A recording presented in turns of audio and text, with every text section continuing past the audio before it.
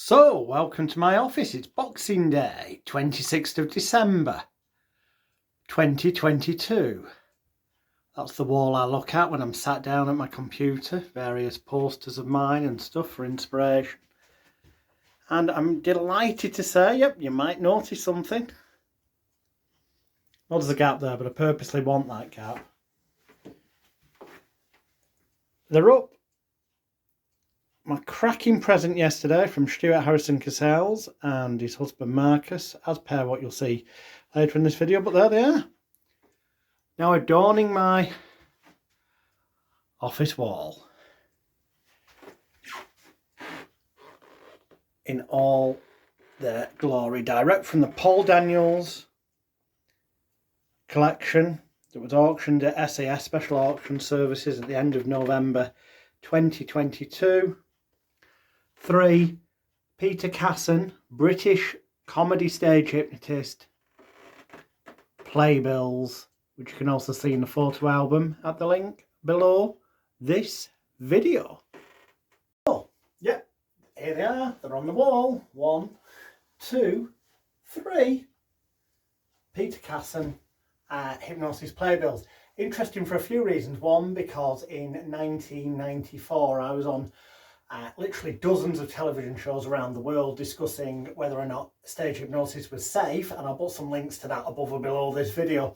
In fact, I did more of the TV shows than Peter Casson did. They actually came to me to discuss the safety, which is ironic because the 1952 Hypnotism Act that was introduced through Parliament in 1951, following an American stage hypnotist called Ralph Slater performing in England, and afterwards someone claiming that it caused them to feel depressed and suicidal and really not feeling good.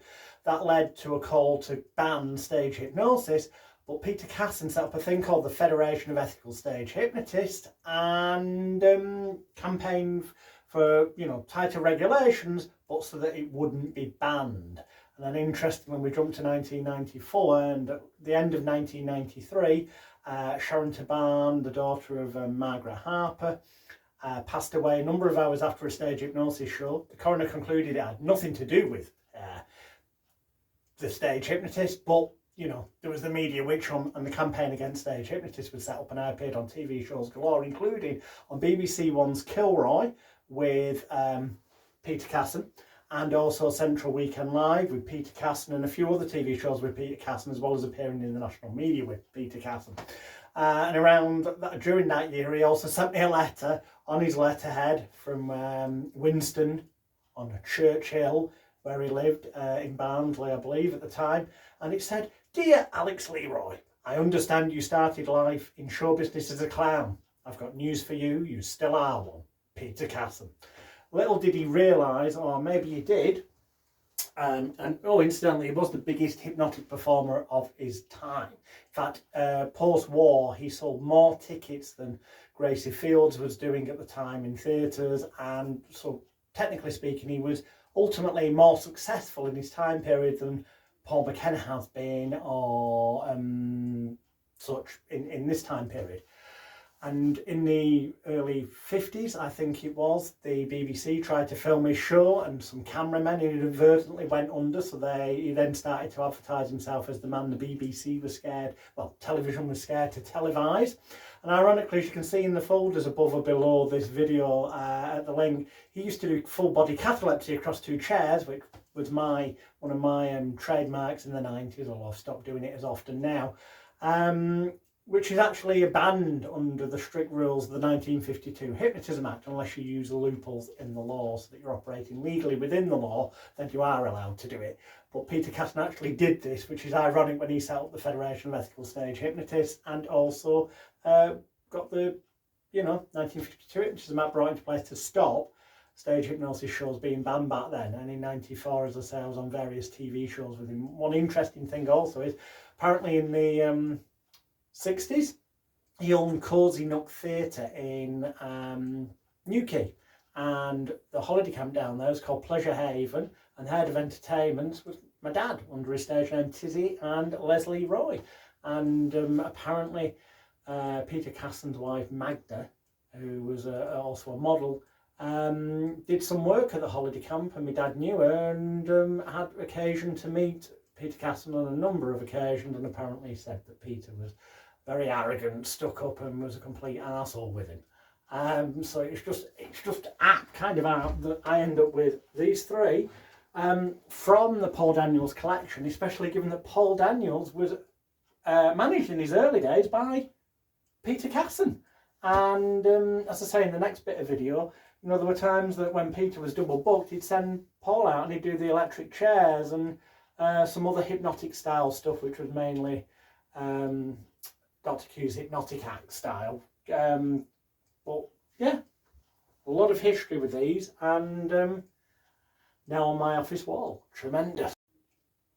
Happy Christmas, everyone. You may wonder why I'm showing you a bare wall. Well, I'm showing you for one key reason.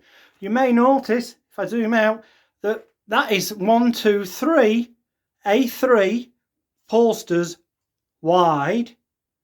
And that's exactly how much wall space is left on the wall on this side of my office. There's literally room for 3 pictures.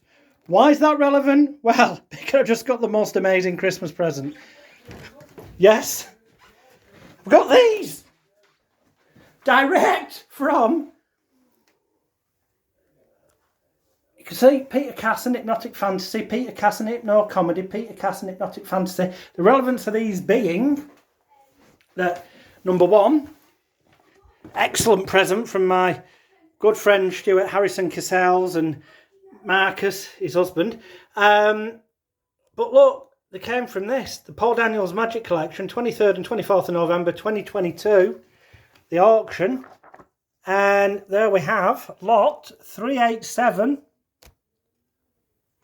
as you can see.